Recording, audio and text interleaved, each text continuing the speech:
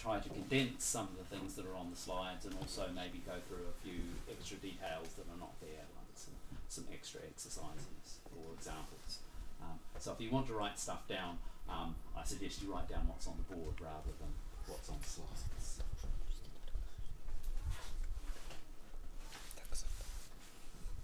So here's a summary of what I hope is going to be in the 6 lectures. So the one today will be a bit of motivation, why are we interested in complete reducibility, and also I'm going to give a very quick review of algebraic groups. It's a big subject, and so there'll be lots of things that I'll have to miss out. But I did promise in my abstract that I would give a review of algebraic groups because there is quite a lot of material there, and I know that probably many of you are not very familiar with algebraic groups at all. So I'll try to summarize what we need. Then in the second talk, I'll talk about G-complete reducibility. So I've tended to be a bit sloppy about, sometimes I'll say complete reducibility, sometimes I'll say G-complete reducibility.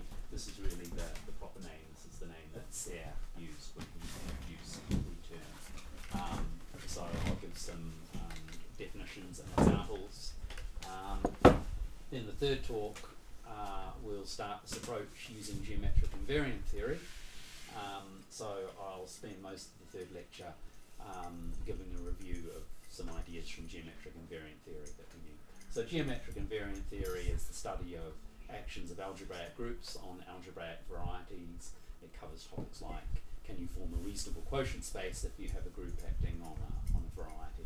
That's also a big subject. There's not such a lot of stuff from geometric invariant theory that we need.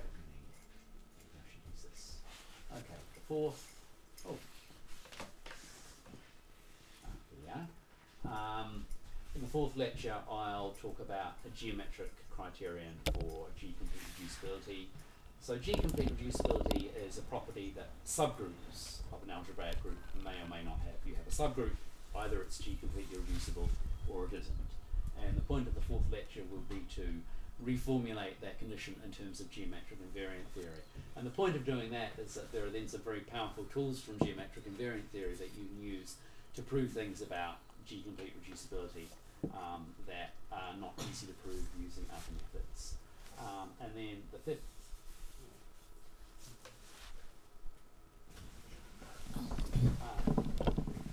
Not quite sure what it's doing that. Maybe I'll just use my finger. Give us forward and back. Yeah, I was trying to use the little red dot, and for some reason it's giving me an arrow as well. Yeah. Okay. And then the fifth lecture will be a continuation of the geometric invariant theory, and it will talk about a result which is due to Kempf. There's this complicated expression there, optimal destabilizing parabolic subgroups. So this is one of these tools from geometric invariant theory that you prove a lot of results. And then in the sixth lecture, I'll talk about a few other topics at this time. I might talk a little bit about non-algebraically closed fields, for instance. So pretty much everything I say in the first 5 lectures will be for algebraic groups defined over algebraically closed fields, just because the theory is a bit simpler there. I might say something about applications to finite groups of Lie type. I might talk about 1 or 2 other topics, so we'll see how we go for time. Okay. So G-complete reducibility, the notion was introduced by Serre in the early 2000s, although the idea had been around for 10 years or so before that, and work of Liebeck and Seitz, for instance. So the basic setting is that you have a reductive linear algebraic group, G over some algebraically closed field.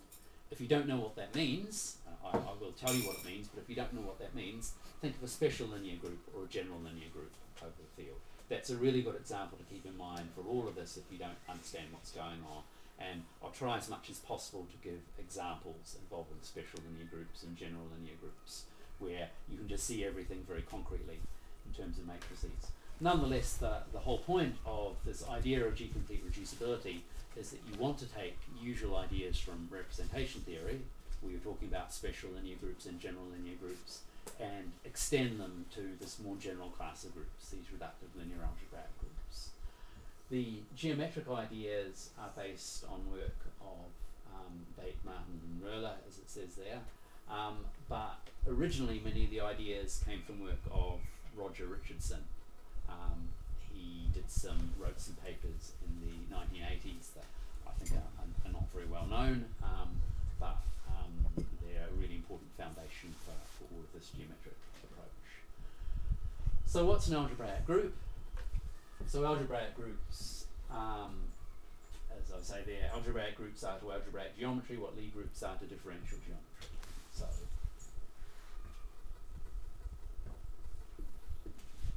you have a set, which is a group, so it has a group operation on it, a binary operation.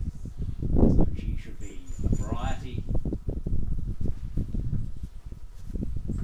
And throughout these talks, I'm only interested in affine varieties, not projective varieties or anything like that. And so you have your multiplication. And you also have the other piece of information that you need for a group, your conversion.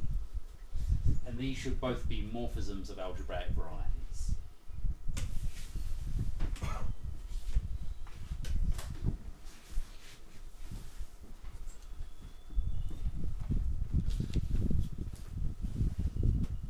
Whereas for a Lie group, you have a group which is also a manifold, and the group operation should be smooth maps. Maybe you're more familiar with Lie groups than you are with algebraic groups. So why are algebraic groups useful? They come up in algebraic geometry.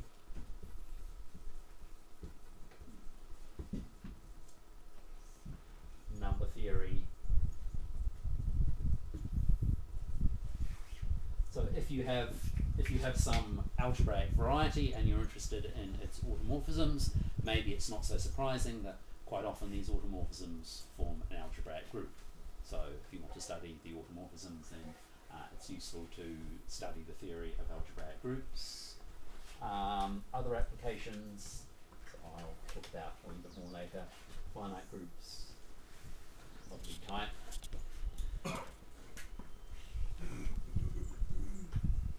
So these are groups like SLN, FQ. So here, FQ, I mean finite field of size Q, where Q is some prime power. So this, of course, is a very interesting class of finite groups, and you can extract from these the finite groups of Lie type.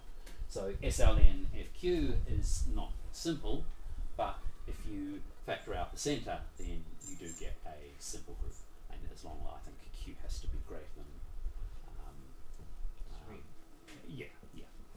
there are a few exceptions if Q is very small. They also come up as automorphism groups of other structures such as Lie algebras. So any algebraic group acts on its Lie algebra. I'll talk about that a bit later.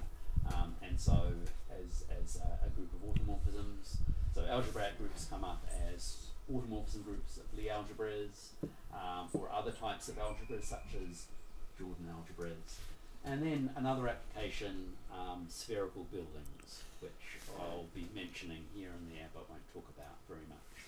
So a spherical building is a combinatorial gadget which in this context is made up from the parabolic subgroups of a reductive algebraic group. So this is one of the reasons why people are interested in algebraic groups, parabolic subgroups.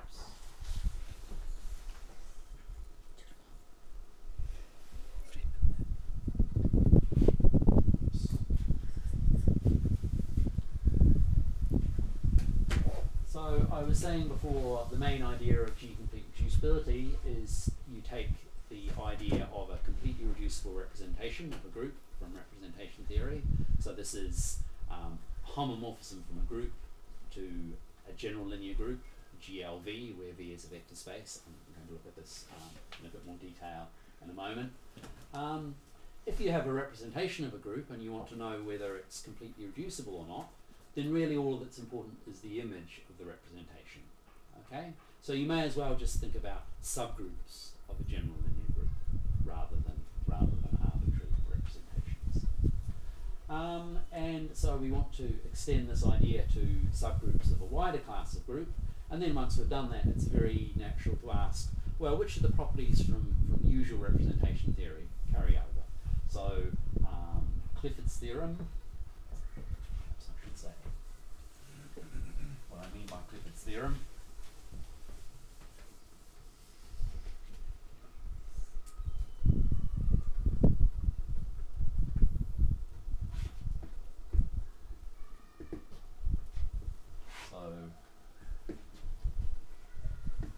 Take a representation of the group H and suppose it's completely reducible.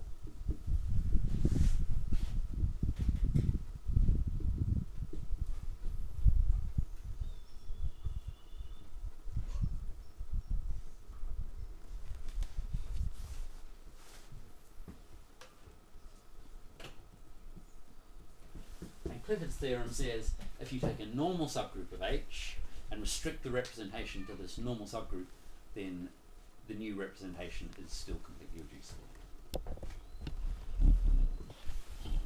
N is a normal subgroup of H, then restriction, which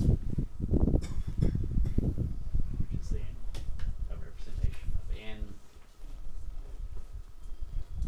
This is also completely reducible.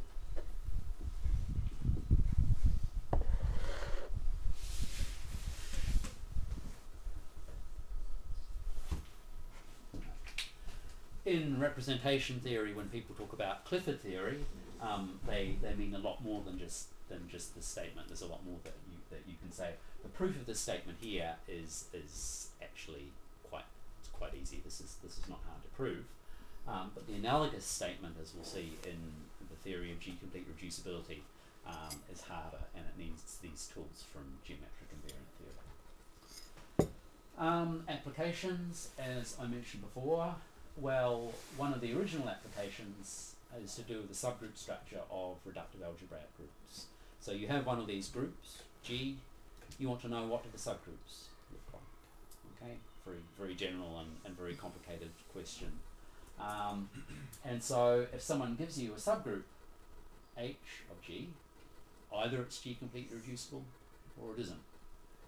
That's not a very profound statement, but the point is that there are things that you can say about the subgroup in both cases. So, for instance, if perhaps I'll write this down now, even though I haven't defined what G completely reducible means.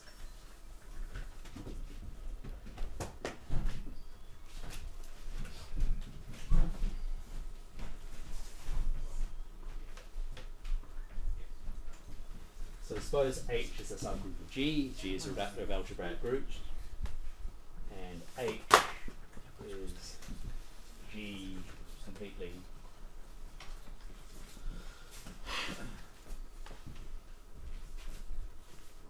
reducible, then its centralizer is also G completely reducible. So CG of H, centralizer, is also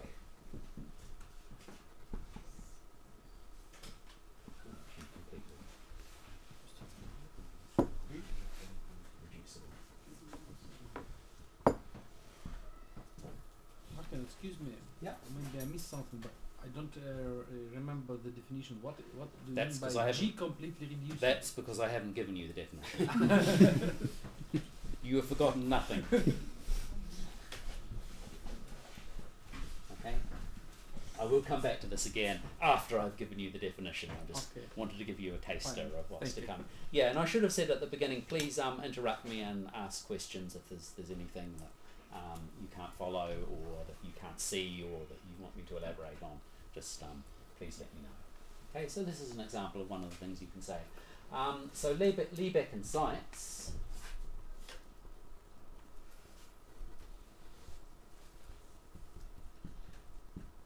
in the 1990s, I think around about 1998, they looked at the subgroup structure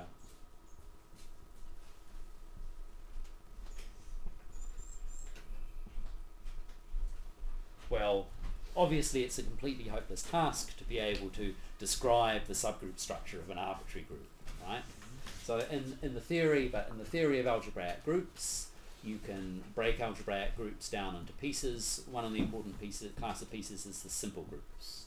And so you can ask questions about the subgroup structure of the simple groups.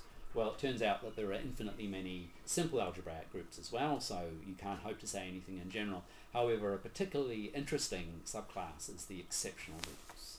So these simple groups come in families: special linear groups, symplectic groups, special orthogonal groups, these infinite families, but there are also these 5 exceptional groups, which I'll talk about later.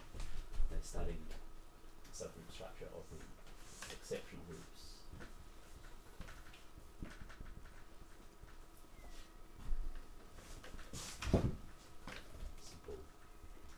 Simple algebraic groups, and they discovered this property experimentally. What they did was basically they found all the subgroups, or they found all of the connected subgroups, and calculated their centralizers, and they observed this fact. This is something that you can prove again using this geometric invariant theory formalism. So subgroup structure of reductive algebraic groups, that's one application. Simple groups of Lie type, as I said before, I may have time to mention an application to that theory at the end. So as I gave an example before of SLNFQ,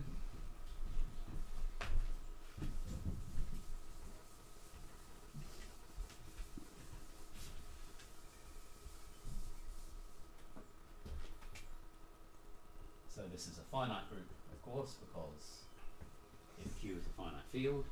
So this is sitting inside SLNK, where K is equal to the algebraic closure of this finite field.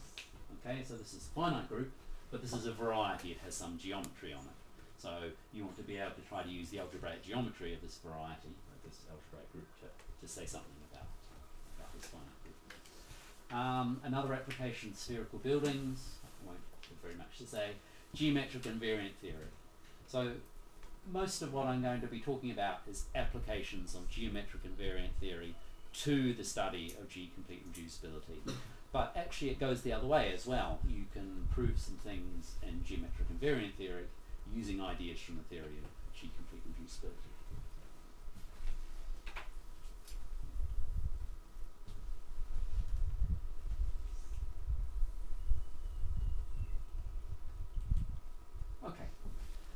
So now I want to look at a nice motivating example. There's an awful lot of text on this page and on the next page, but I'm going to draw some pictures and try and condense this down. So we have a vector space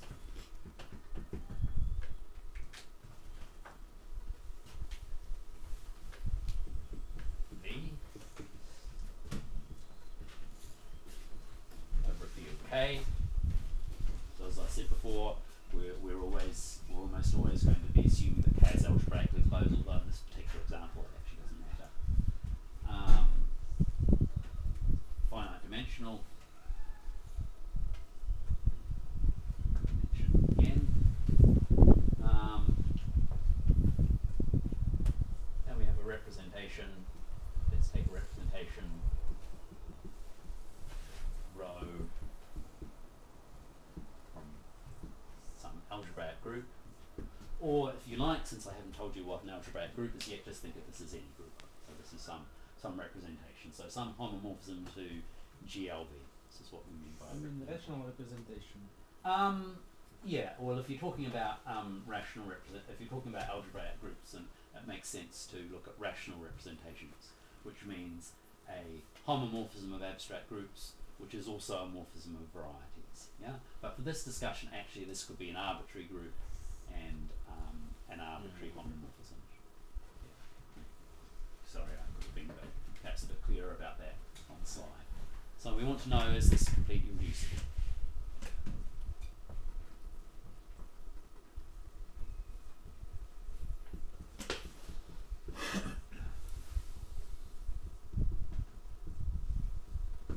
So in order to answer that question, you have to look for stable subspaces. So you have to look for subspaces W of V, which is stable under all of the matrices that you get by applying rho to this group.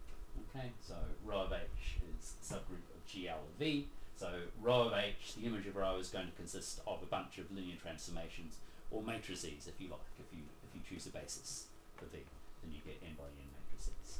So we need to look at stable subspaces, and as we say there, as I say up here, we may as well assume that H is actually a subgroup of GLV, because it's only the image of the representation that's important.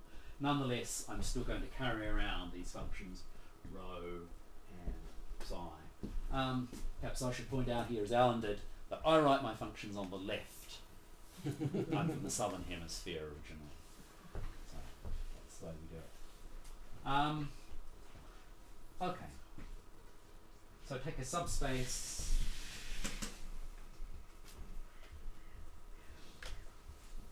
V of dimension M, say, and we want to know, is the subspace stable?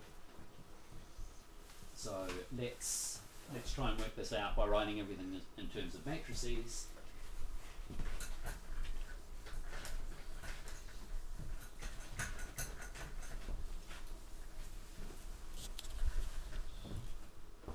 So we choose a basis.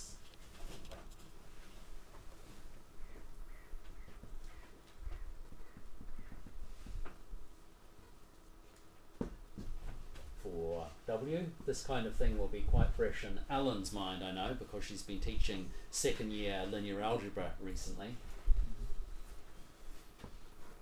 Ellen should find all of this very easy. Actually, I hope all of you do, because none of this is terribly subtle. And so now let's extend to a basis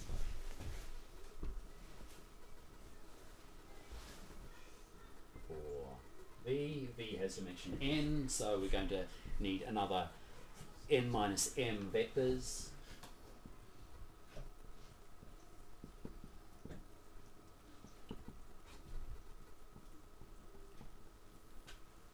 And let's label them f n plus 1 up to f n.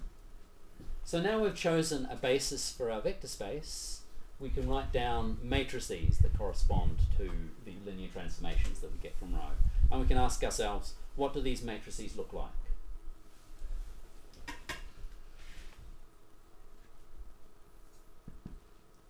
So we can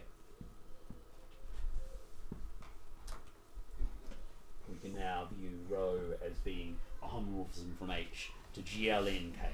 So the group of all n by n invertible matrices with entries in K. So let's take a vector in W.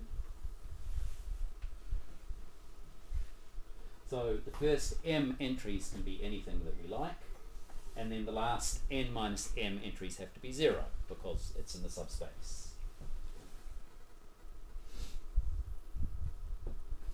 And now let's act on this by one of the matrices that we get from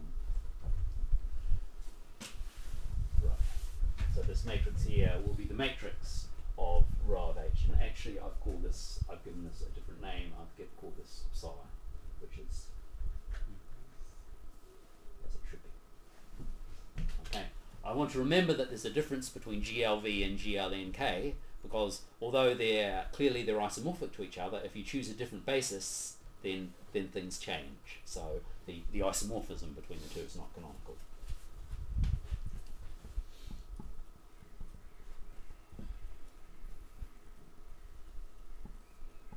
So whatever I get when I multiply this vector by this matrix, I've got to get something else that's still in W. Yes? So the last n minus m entries of this vector have to be 0. So now let's write this matrix in block form. So we have an m by m block up here, and then this is going to be n minus m. And if you stare at this picture for a bit, then you should be able to convince yourself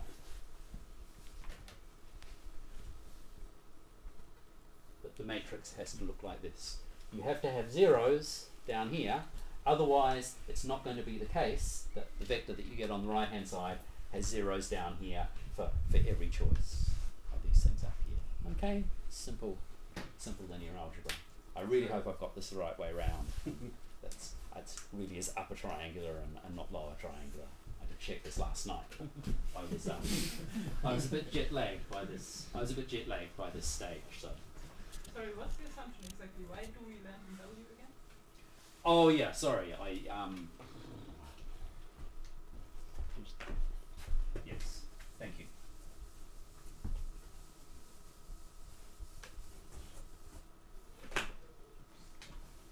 If W is H stable, sorry. The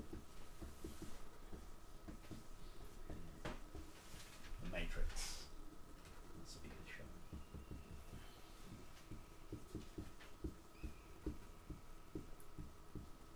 show. Okay, you take your W, it may or may not be H stable, it will be H stable if and only if the matrices of the representation look like this with respect to this basis. Okay? So let's call the group of all matrices of this form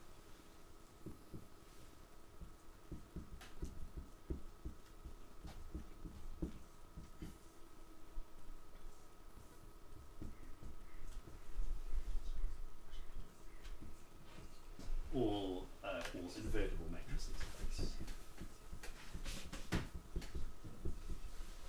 where these block sizes are fixed here. So this is an m by m block.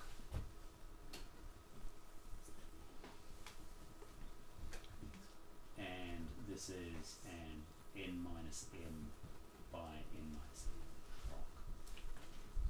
And then it's also, I hope, not too hard to convince yourselves that this is a subgroup of GLN. You multiply together two matrices of this form, you get another matrix of this form. So what we're saying here is that psi of H is a subgroup of P. Okay. Now we want to know whether the representation is completely reducible. If it is, it should be the case that if we have a stable subspace, it should have a stable complement. Okay. And what's having a stable complement going to mean? Well, I've rubbed it off now. It's still up here. We chose some extra basis vectors. If W has a complement, then we should be able to choose these extra basis vectors to span a complementary stable subspace. Okay?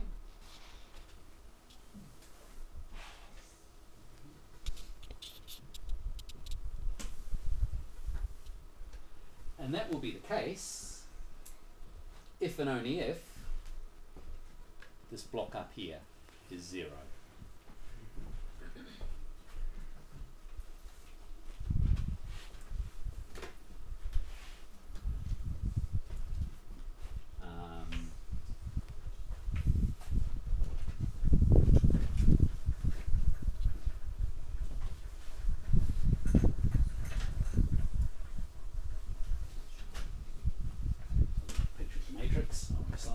Recycle it. So these extra vectors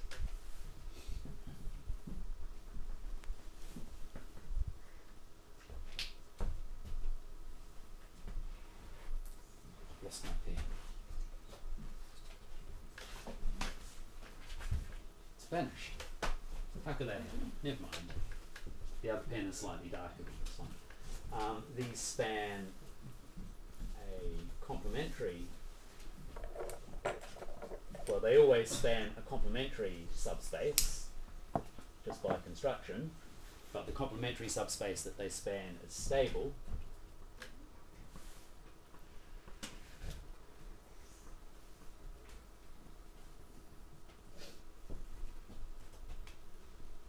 If and only if the matrices look like this.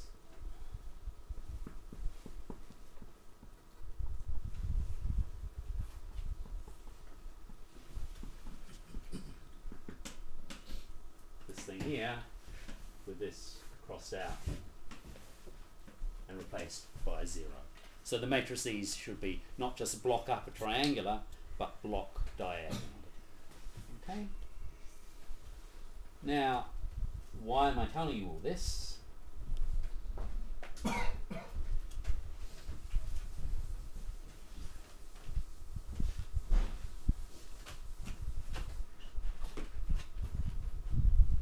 if and only if the matrices look like this. So if and only if psi of H is contained in L. Now, what's L? It's the subgroup of matrices.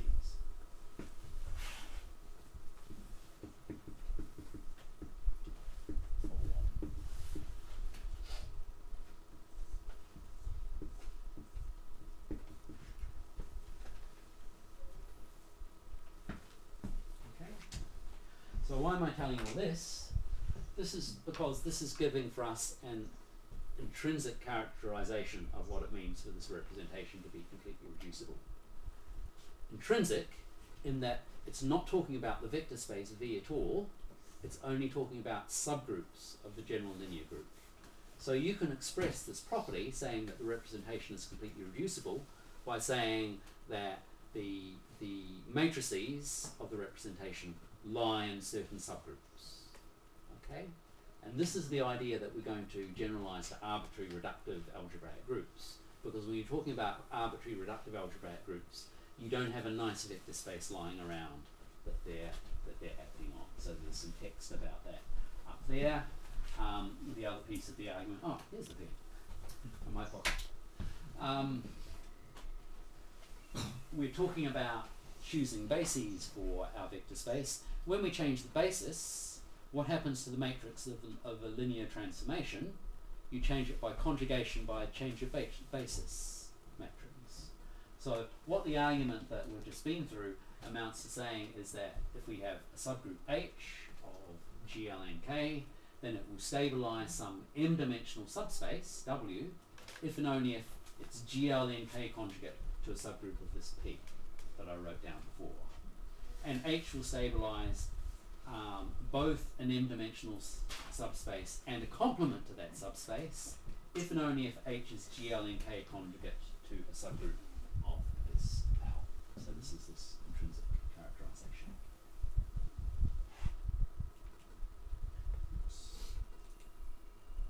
Okay, so now a review of algebraic groups.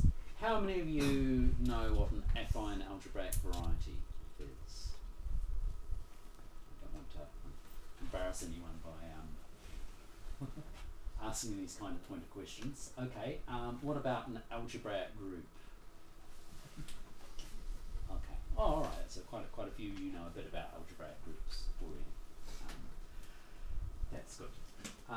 So when I give out exercises, there will be some exercises that are to do with algebraic varieties, and there will be some exercises to do with algebraic groups, and I'll try to arrange the exercises so that there are some nice easy ones for those of you who haven't met the subject at all and are completely new to it, and then some more challenging ones for those of you who do know something about algebraic groups and varieties. Okay. By algebraic group, I'll always mean linear algebraic group. So what is a linear algebraic group? You take the special linear group, SLNK, or then by n matrices with entries from the field K of determinant 1. K is an algebraically closed field.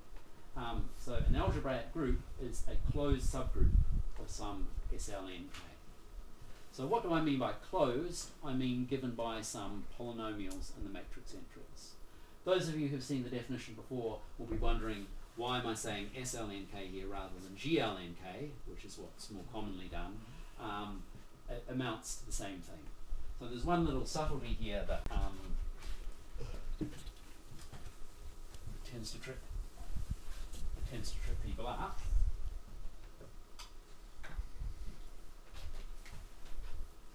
So if you look at, well, let's be concrete. Let's look at SL2K sitting inside M2K. So MNK is my notation for n, all n by n matrices with entries in K.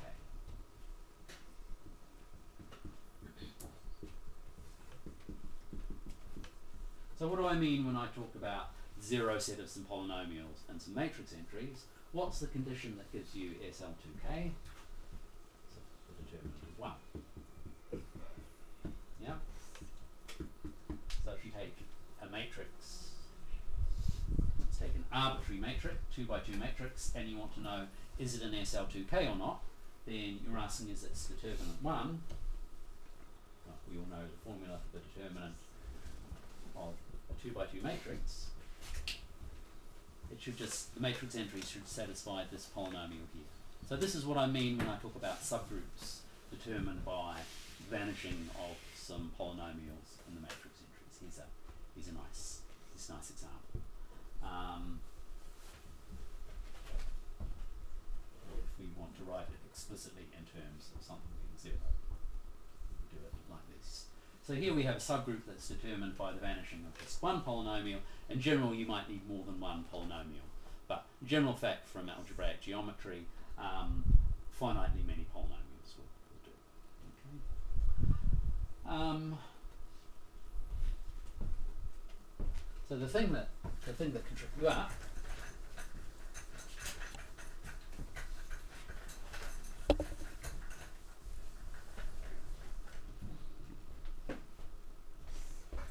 let's look at the GL2K now, which is also sitting inside M2 of K. This is confusing because this set is not given by the vanishing of some polynomials, it's given by the non-vanishing of some polynomials, because this is the group of all things with a determinant non-zero. So this is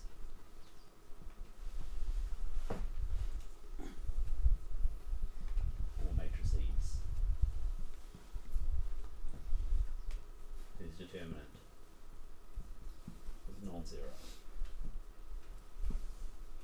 Okay, so if you know what an algebraic variety is, affine algebraic variety is, it's a subset of affine space. So affine space is just k to the power of something defined by the zeros of some polynomials. So in particular, k to the n is an affine space. It's defined by the vanishing of the empty set of polynomials.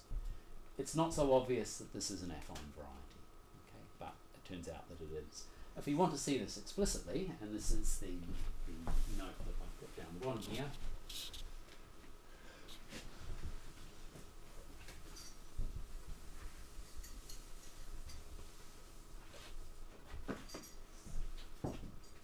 here's the trick. We can identify GL2K with a subgroup of SL3.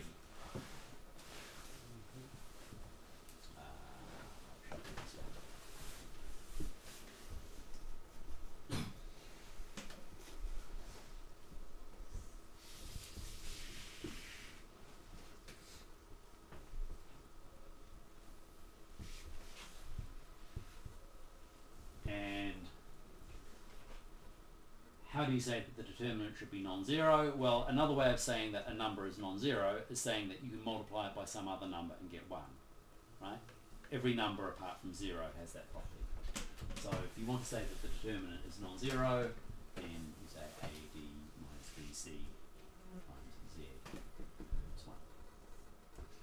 Okay, so this group is isomorphic to SL2K. You have an explicit. Sorry, that should say. You're right. Yeah, I was right. What am I doing? GL2K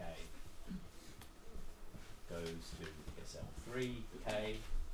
You just send a matrix to the block matrix where you have your 2 by 2 block up here, zeros here, 0 here, and det a inverse, a 1 by 1 block up here. Okay, so that's the trick.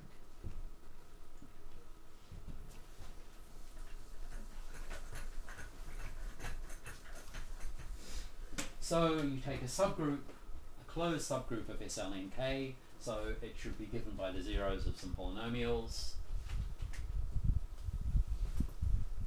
So let's look at the special orthogonal group. This is all elements of SLN. What does it mean for a matrix to be orthogonal?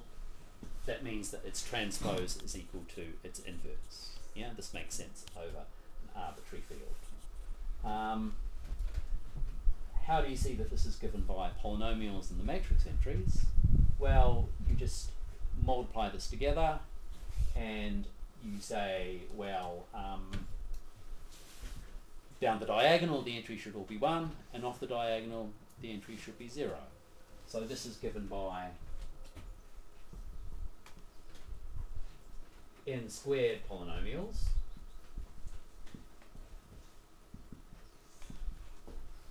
Because you look at A times A transpose, it's an n by n matrix, and you have this condition on all of the matrix entries. There are n squared of the matrix entries, n squared polynomials in the matrix entries.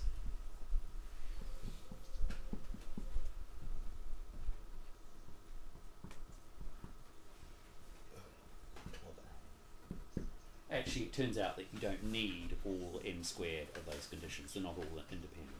You can get away with fewer of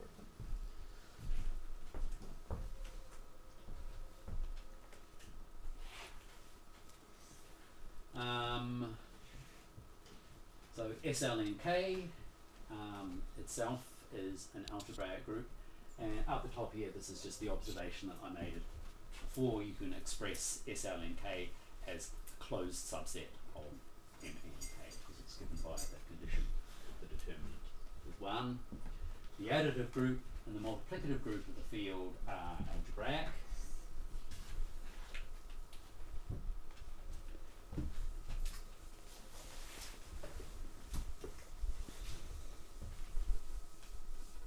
How do you see that? Well, for K star it's not so hard. K star is just GL1K, invertible elements of the field, and we already talked about why that's algebraic. What about the additive group?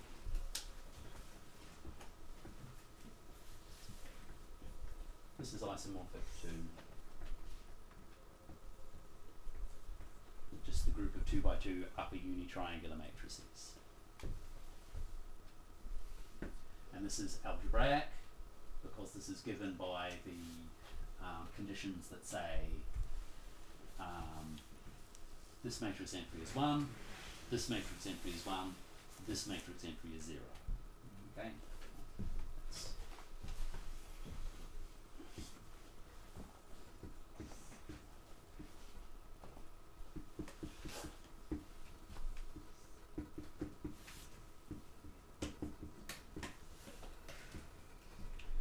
These are all polynomials in A, B, C, and D. Okay, so the polynomials that turn up tend not to be very complicated. And then an equivalent definition, I mentioned this before. An algebraic group is an affine variety with a group structure such that the group operations are morphisms of variety. It takes a little bit of work in order to show that this definition is equivalent to the one that I've given you. So it's a theorem, all affine algebraic groups. So now I'm going to talk about, quite quickly, about a bunch of stuff, but perhaps we'll stop for a 5-minute break. Maybe it's a good idea because it's a bit cold, so maybe 5 minutes to get a good tea or coffee. Oh, we covered it. Okay, now we've all had a chance to warm up. Shall we get going again? Okay, so now a quick run through a bit of algebraic geometry and algebraic groups theory. So An algebraic group is an affine variety, so it has a natural topology on the Zariski topology. So the closed sets are sets of zeros of polynomials. Okay? Occasionally I might need to talk about the coordinate ring of an algebraic group H. Any variety has a coordinate ring. You can think of this as a variety is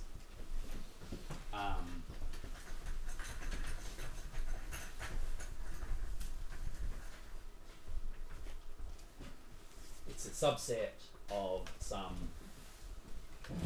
affine space that's given by the zeros of polynomials. The coordinate ring is just what you get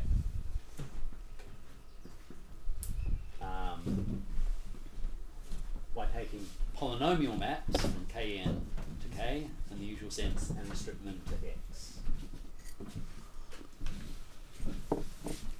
So it could be a polynomial map in variables.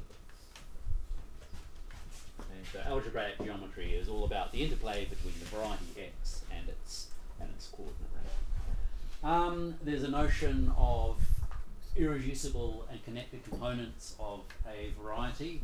Connected components means just the usual, the same thing it does in any topology course. Irreducible components is something that's a bit less common, but you don't have to worry about what it means, because for an algebraic group, the irreducible components and the connected components are the same. Okay, and that's because the group is homogeneous. It acts transitively on itself by left multiplication. Okay, so every point looks like every other point. There's a notion of dimension that any variety has. Dimension, strictly speaking, is you should only talk about the dimension of an irreducible component, but because the group acts transitively on itself, these components all have the same dimension. I should just go back. The identity component, that's important. There's a unique connected component that has the identity in. We call this the identity component, and we write H naught.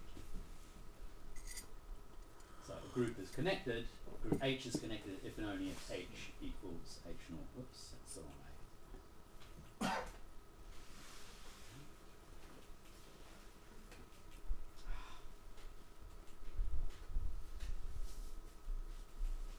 Gotcha.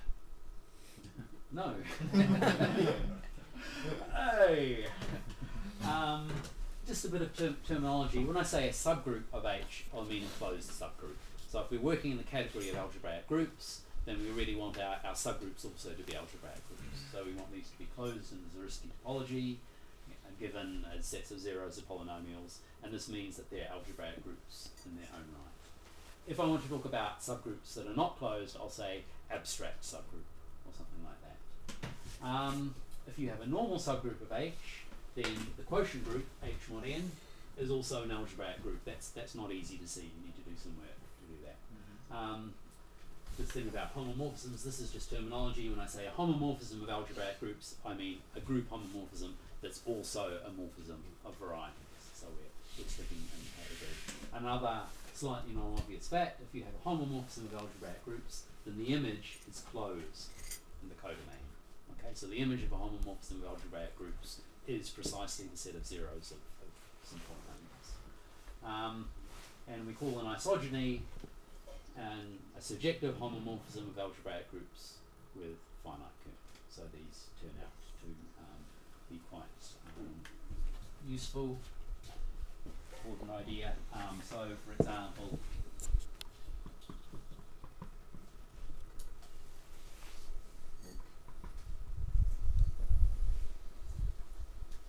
we have an isogeny from SL in K to PGL in K. The P is for projective, so the projective general linear group, and this is SL in K modulo its centre.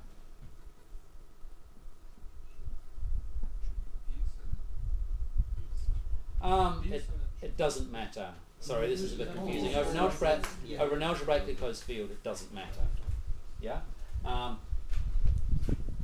this is also the same as GLNK modulo its centre. this and this are isomorphic over an algebraically closed field. Okay, so at the centre of this, well, I was going to say the centre of this will be a cyclic group of order n. You have to be a little bit careful here, because if the characteristic of the field divides n, so for instance if we're looking at SL2 and characteristic 2, what's the centre? It's plus or minus the identity, but plus the identity and minus the identity are the same in characteristic 2. Okay, that's an important point, because a lot of the complications that come up in this whole subject are to do with problems with a characteristic like that. There's this notion of good and bad characteristic that I'll be talking about later. Product of algebraic groups is an algebraic group. Product, direct product, yes. Product of varieties is a variety. Product of groups is a group, and the group structure and variety structure is different. We have a notion of a Lie algebra, just as we do for Lie groups. We say that the Lie algebra is the tangent space of the identity, and the Lie algebra, there's a notion of tangent space of an algebraic variety, and the group multiplication and the commutator at the level of the group, when you differentiate everything, that gives you a Lie bracket. So that gives you a Lie algebra. And I tend to write Lie algebras using this \mathfrak Gothic letters. That's a little bit hard to see in the abstract, but here's a nice concrete example. GLNK, we can think of its Lie algebra as being the Lie algebra MNK of all n by n matrices over k, with a Lie bracket that is given by, of A and B, given by AB minus BA. AB and BA there are just usual matrix multiplication. So that makes the n by n matrices into a Lie algebra. What about SLNK? Well, SLNK is a subgroup of GLNK. And as you'd expect, that means that you can identify the Lie algebra of SLNK with a subalgebra of the Lie algebra of GLNK. So what's it going to be? It's got to be some subalgebra of this. It turns out to be the subalgebra of traceless matrices. Traceless means matrices that trace 0. Okay.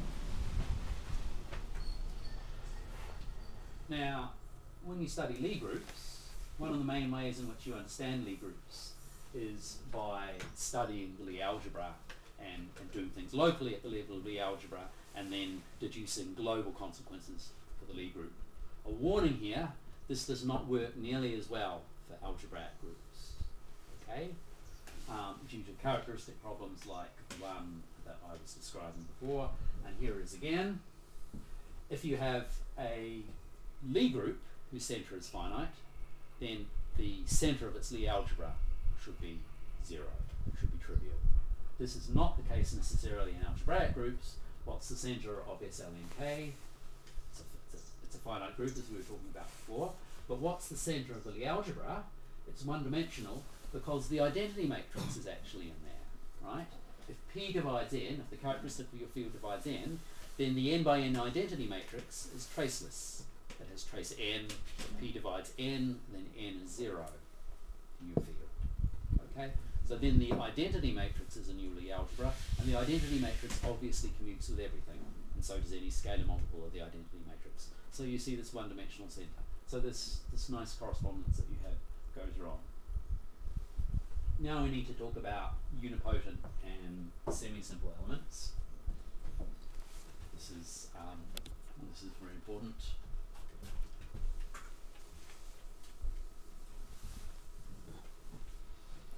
So you have an algebraic group H. You choose an embedding of H into some GLNK.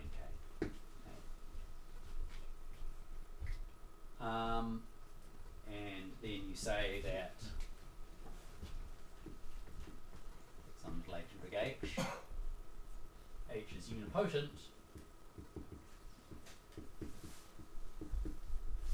if the image of H is conjugate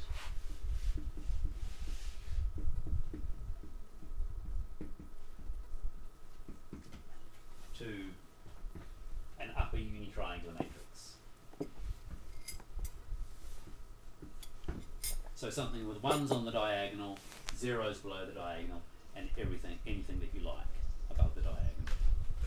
And then H is semi-simple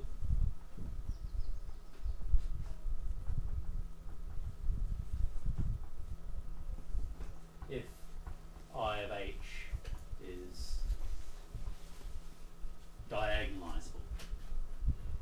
conjugate or similar to a diagonal matrix.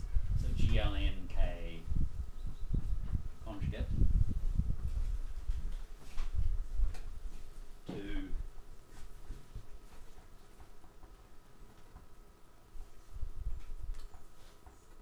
something of this form. Right? Now this looks like a stupid definition because you had to make a choice of embedding. But the point is that this does not depend on the choice of embedding.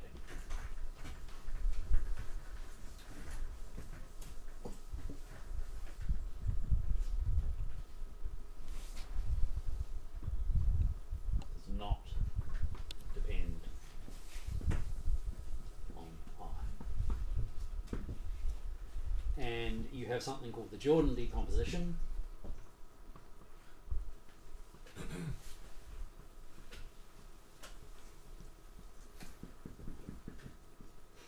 Take your element H and you can write it in a unique way as something semi-simple, H sub S times something unipotent, H sub U.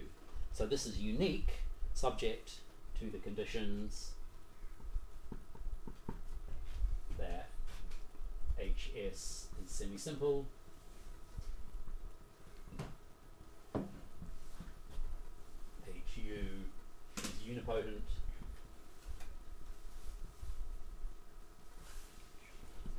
and these guys commute with each other.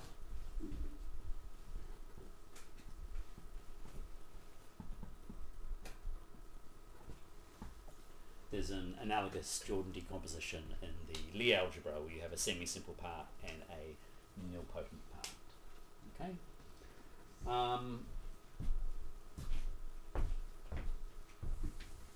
Maybe I should do an example.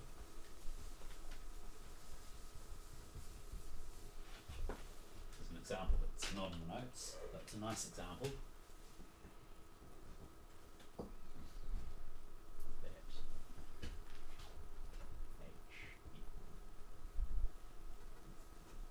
this matrix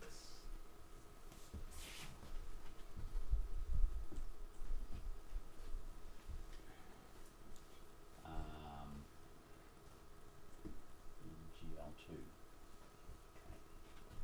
What's the Jordan decomposition of this, where A is some non-zero element of the K of the field? Well, it turns out that this depends on what characteristic we're in. Okay.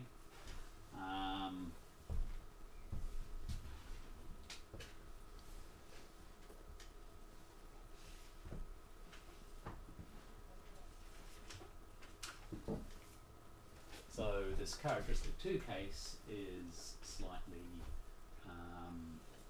tricky one. So perhaps I'll do this and leave the characteristic not 2 as an exercise for you to work on. Ask yourself, is this diagonalizable or not? And because it's just a 2 by 2 matrix, this just comes down to looking at eigenvalues and eigenvectors and diagonalizing in the way that we teach in second year linear algebra classes. But in characteristic 2, it's a little bit special.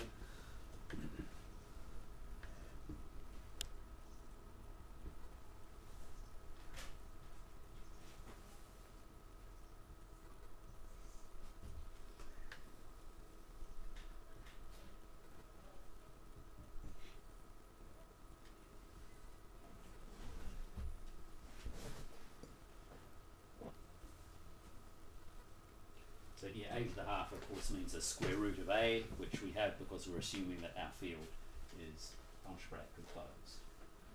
So this is obviously semi-simple. How do we see this? Well, we put GL2K inside GL2K using the identity embedding, and this is already diagonal, so obviously it's diagonalizable, so this is semi-simple. How do we see that this guy here is unipotent? Well, unipotent means that the eigenvalues should all be 1. Yeah? Because we can put our matrix, we're inside GLN, we can put our matrix in Jordan normal form, so it's going to be upper triangular with the eigenvalues going down the diagonal, so it will be unipotent if and only if those eigenvalues are all 1. How do we tell whether the eigenvalues are all 1? We can subtract the identity matrix and square, and we should get 0.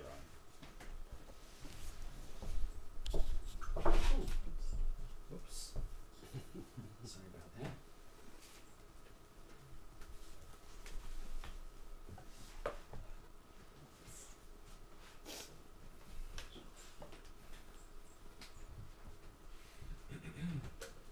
So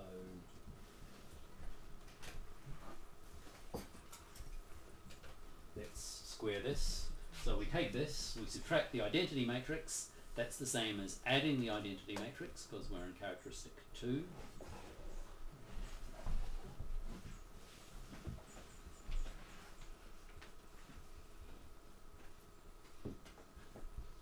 What are we going to get? So 1 times 1 is 1, a to the half times a to the negative half is 1, 1 plus 1 is 2, which is 0. So we get 0 in the top left hand corner. Now we're going to get a to the half plus a to the half, which is 2a to the half, which is 0, and so on, and so on. So this is indeed unipotent. And finally, these two matrices commute with each other, obviously, because this is a scalar multiple of the identity.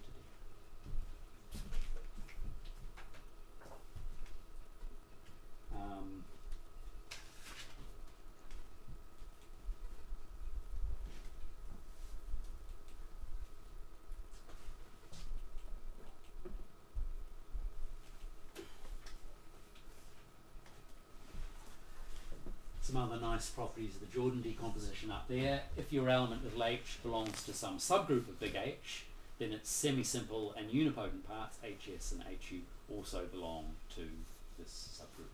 And that sort of exercise, it just follows because you have a Jordan decomposition, both an M and an H, and they have to give you the same thing by uniqueness.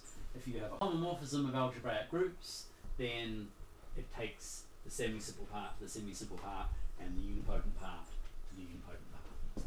We say a group is unipotent if every element is unipotent. We do not say a group is semi-simple if every element is semi-simple.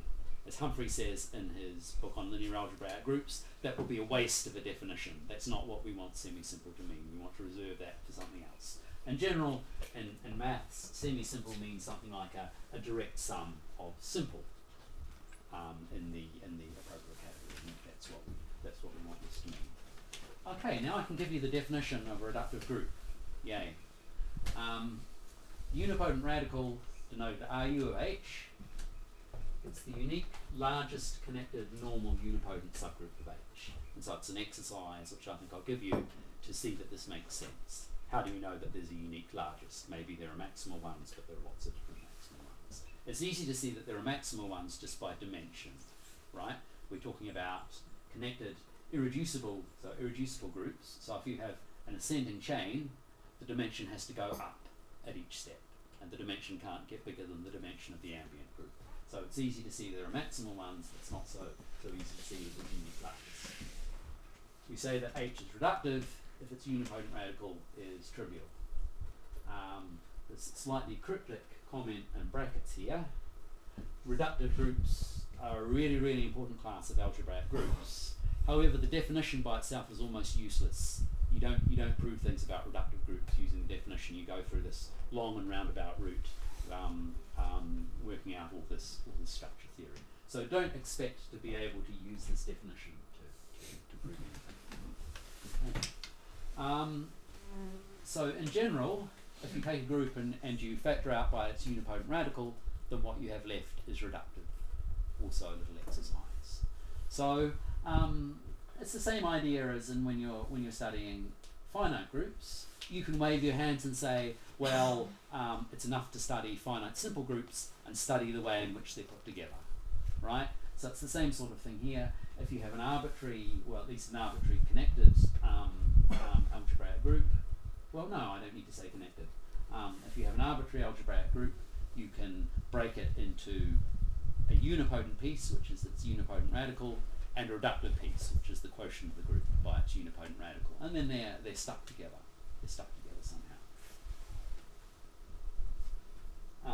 And then this observation at the bottom here, H is reductive if and only if its identity component is reductive. Just another little warning, it's not on the notes. Some people, when they talk about reductive groups, they mean connected reductive groups. I allow reductive groups to be non-connected, but most of the time later on I'm going to be talking about the group G, which is will be assumed to be a connected reductive algebraic group. Okay, you notice that I've been talking about H a lot, and I'm using H here because I want H to be an arbitrary algebraic group, and later on I'm going to reserve the symbol G for a connected reductive algebraic group. Okay, maximal tori and Borel subgroups. So what's a torus? We know, we've seen already that K star is an algebraic group. K star is GL1. Okay, right? And if you think about it for a moment, you realise that elements of GL1K are diagonalisable. Okay, any one by one matrix is diagonalisable. Nothing too profound going on here.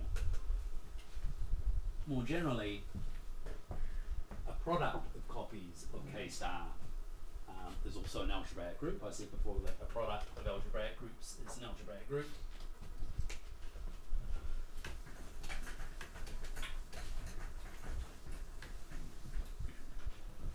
So we can identify K star to the, what I said here, to the M. We can identify it with the subgroup of diagonal matrices in GLMK. And so this tells us that every element of K star to the M is semi-simple. Yeah? Because it's an algebraic group, we're embedding it as a closed subgroup of some general linear group, and all of the matrices that we see are diagonalizable, therefore all of those matrices are semi-simple, all of the elements in here are semi-simple.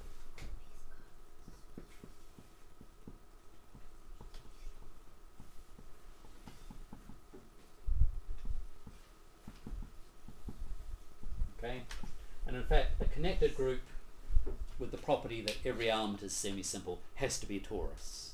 There's no other possibility. In particular, a torus is commutative. Okay.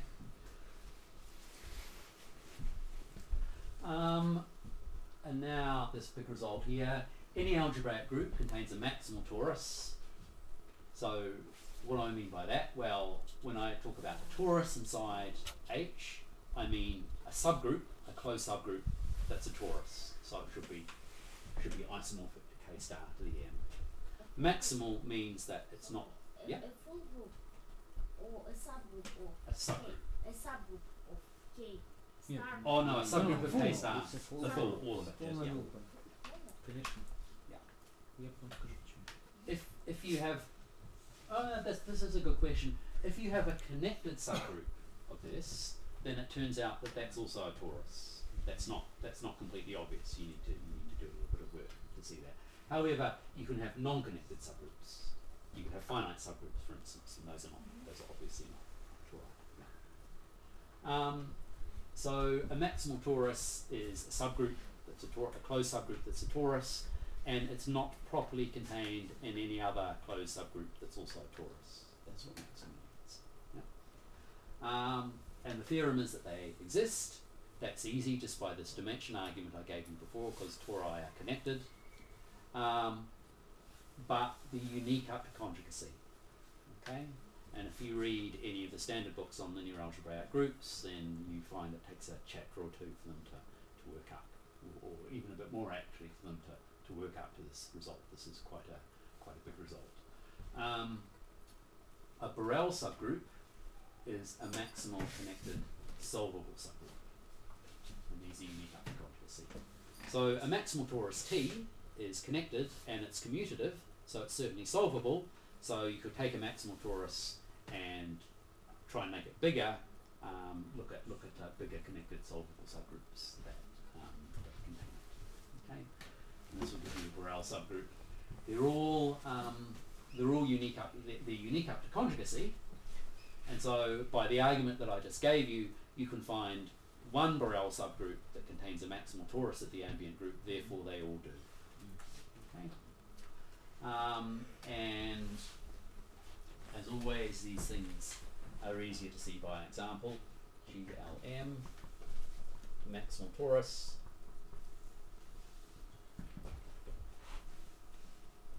I've got pen on the slides there. Is the group of subgroup of diagonal matrices. So I'll denote this by Dn. And the Borel subgroup, I say the Borel subgroup, but remember these are only unique up to conjugacy, so there are infinitely many of them.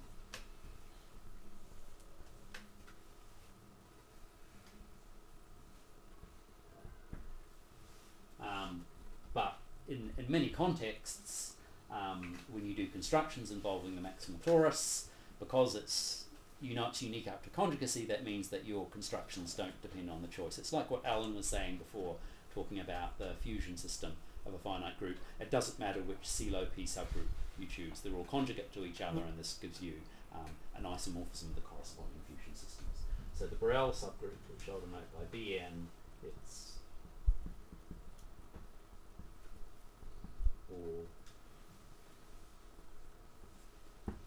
all upper triangular matrices. So it's a little exercise to see that this is solvable. If you take the commutator group,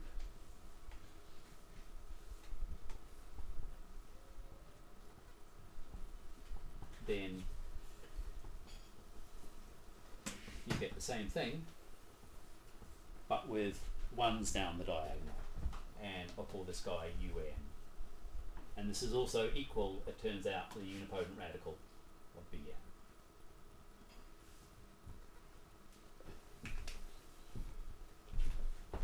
Again, it takes a little bit of calculation in order to see that.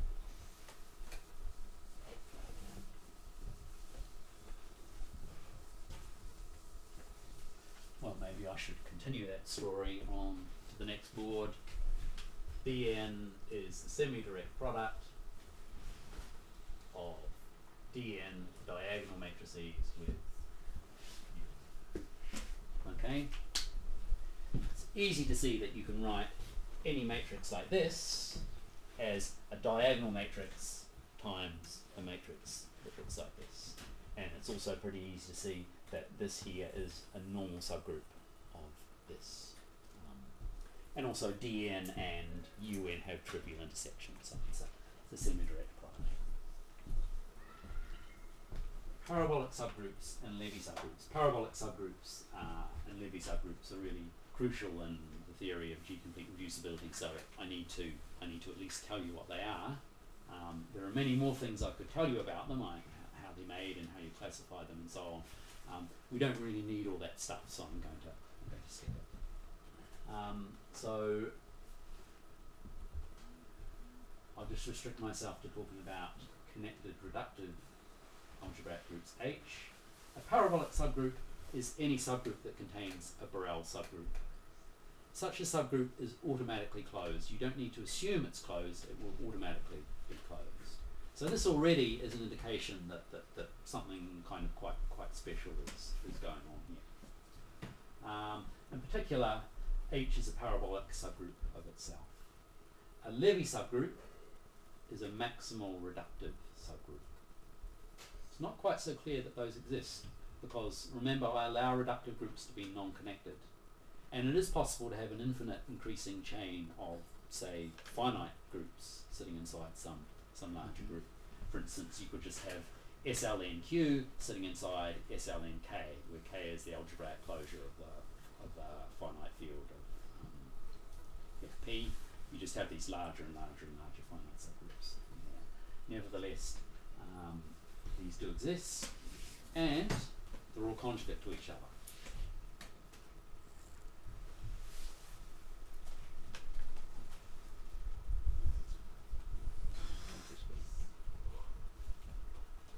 Maybe by the end of the 6th lecture I'll have learned how to use this thing properly. You can probably tell I'm not really used to giving this kind of talk. I tend to give my talks writing on board. But the nice thing about this is that there will be a complete set of notes at the end that you can take away with you. So Levy subgroups are unique up to conjugacy inside P. So you talk about a Levy subgroup of a parabolic subgroup P. So you take a parabolic subgroup P, you talk about Levy subgroups of P, they exist, and they're conjugate to each other inside P. In fact, more than that, they're conjugate by elements of the unipotent radical of P. P is isomorphic to the semi-direct product of L and the unipotent radical, and so we have a canonical projection from P down to L. Parabolic subgroups and Levy subgroups are connected, not obvious but true. The centralizer of a parabolic is just the centre of the ambient group and no more. Parabolic subgroups are self-normalizing. The normalizer of a parabolic is just itself and nothing else. What else have we got here? The connected centre of a Levy subgroup is a torus. So this tells us in particular that the identity component of the centre of a reductive group is a torus. This is also something else that just drops it out of the structure theory. And later on I'm going to give another description of parabolic subgroups and Levy subgroups using a bit of geometric invariant theory. And then a piece of notation at the bottom, or a piece of abusive notation. We talk about Levy subgroups of H, we really mean Levy subgroups of parabolic subgroups of H. So an exercise for you is to work out why this is an abusive notation, looking at what's going on here. This is actually an abusive notation and potentially misleading, but nonetheless it's something that we do. Examples. Well, this is an example over here. Bn is a Borel subgroup of GLN, and a Borel subgroup is a parabolic subgroup. Remember, parabolic means contains some Borel, so certainly any Borel subgroup is a parabolic. And this Dn here is a Levy subgroup. It's a maximal reductive subgroup. It's a maximal torus. And we already know that maximal tori are unique up to conjugacy. Yeah. So this shows us how this works for GLN in the special case of Borel subgroups. What about GLN in general?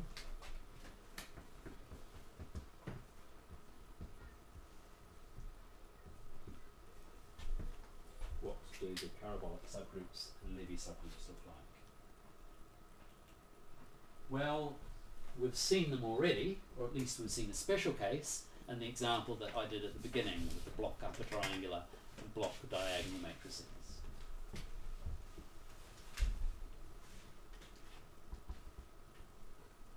So the parabolic subgroups are the conjugates of the block upper triangular subgroups. Okay, so you fix some block sizes here. Let's call this N1, N2, up to NR. These are square blocks. So take some NI's that add up to N. So this gives you your block sizes.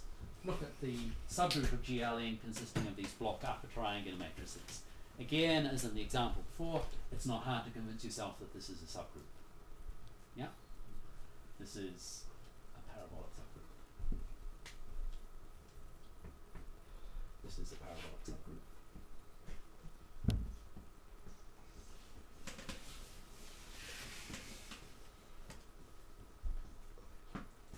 The subgroup of GLNK is parabolic if and only if it's conjugate to one of these.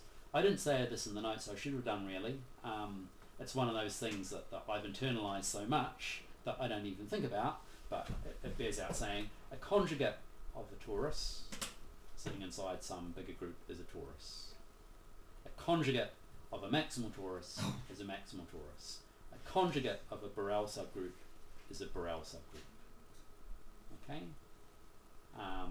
Why is conjugate of a torus? Well, a conjugate of a group is isomorphic to the original group, and torus means isomorphic to a product of copies in the multiplicative group. So that's kind of clear. it's clear that the conjugate of a Borel subgroup is connected and solvable. The conjugate of a connected solvable subgroup will also be connected and solvable. Why is it maximal? Well, you can that's essentially the theorem that I gave you before. So the conjugate of a parabolic subgroup is a parabolic subgroup. Okay. And this is saying that a subgroup is parabolic if and only if it's conjugate to one of these. What do Levy subgroups of this look like?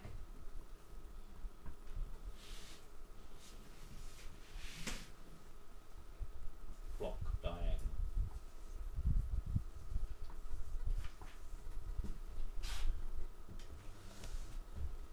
This is a Levy subgroup.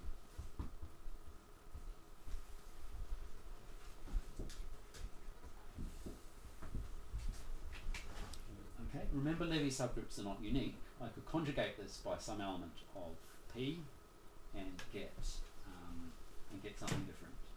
So then I get a subgroup that didn't look block diagonal anymore. It would have some stuff up here.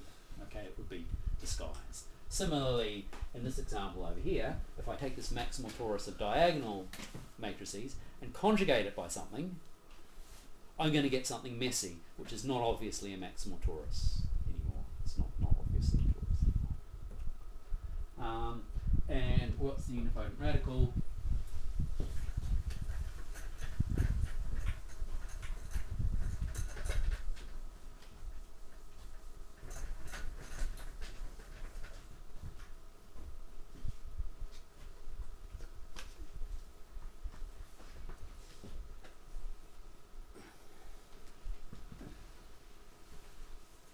Block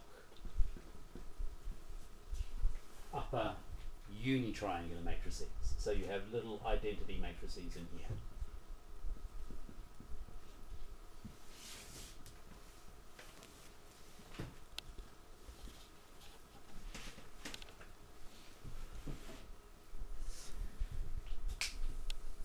And then towards the bottom here, a couple of extreme cases. So I said before that H is a parabolic subgroup of itself, and that's the case in this formalism here, where you just have one big n by n block. The Borel subgroup is the case where you have n little 1 by 1 blocks down the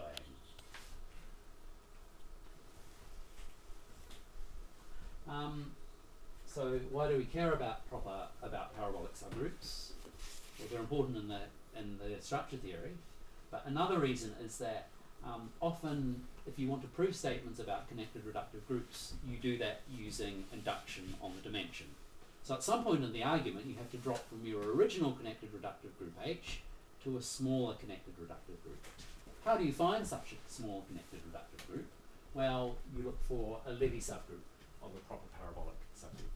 So the parabolic subgroup itself is never reductive unless it's the whole of H. It will always have some unipotent radical, but its Levy subgroup will be reductive.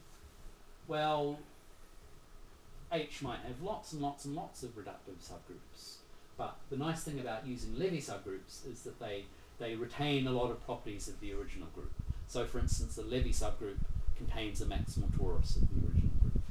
So the structure, and if you know about anything at all about the structure of reductive algebraic groups in terms of roots and root systems in the Weil group and so on, this means that the root system of the Levy subgroup L can be viewed as a subsystem of the root system of the bigger group H. And that's not true at all if you take an arbitrary reductive subgroup of H.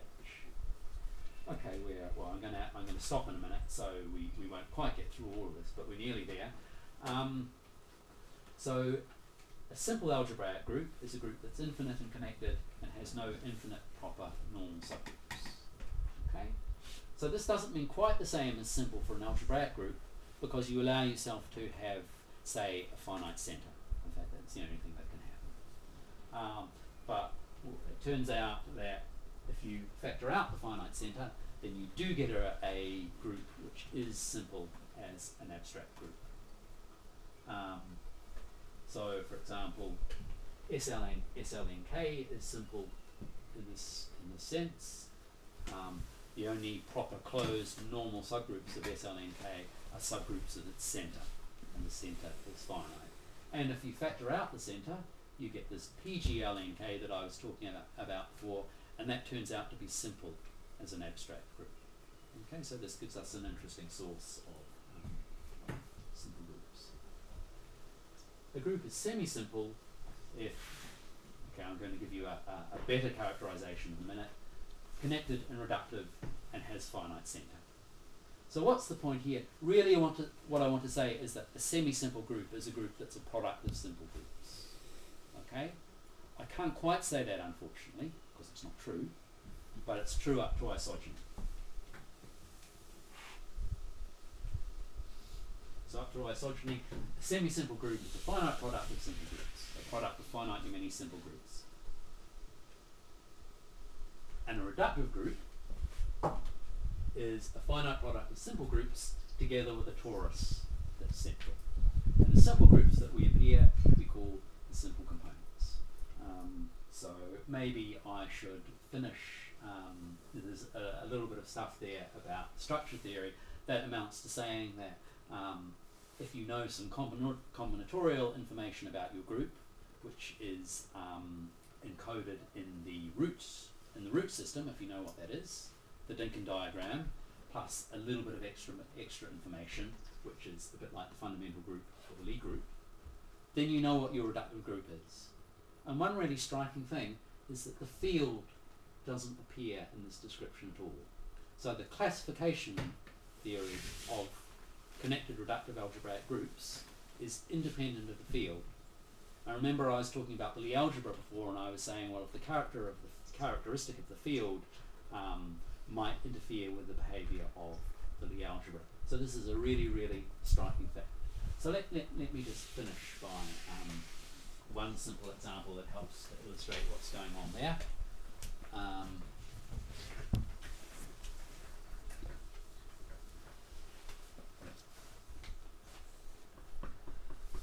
Our old friend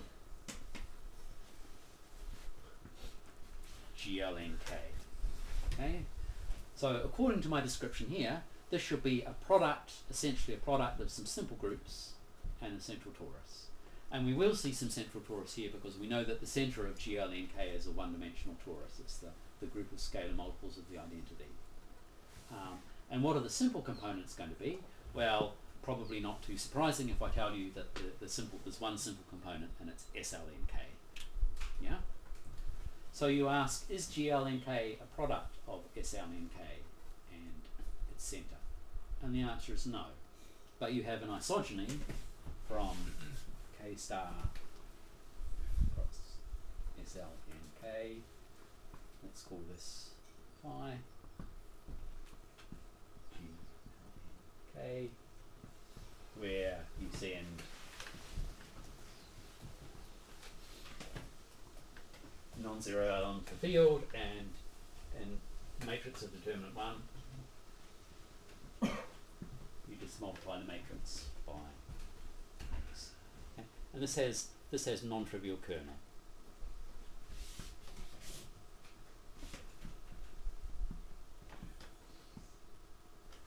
Non-trivial finite. Okay. So for instance,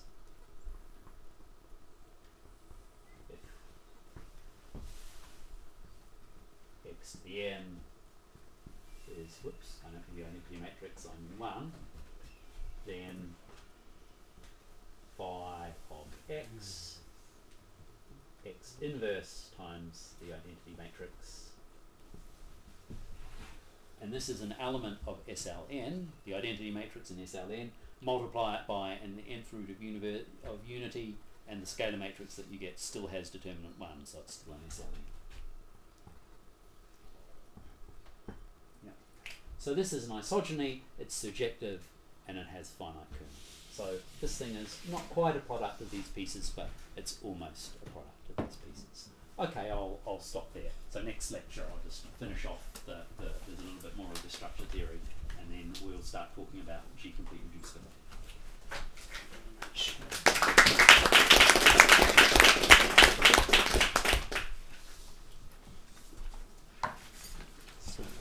them is So eventually. we have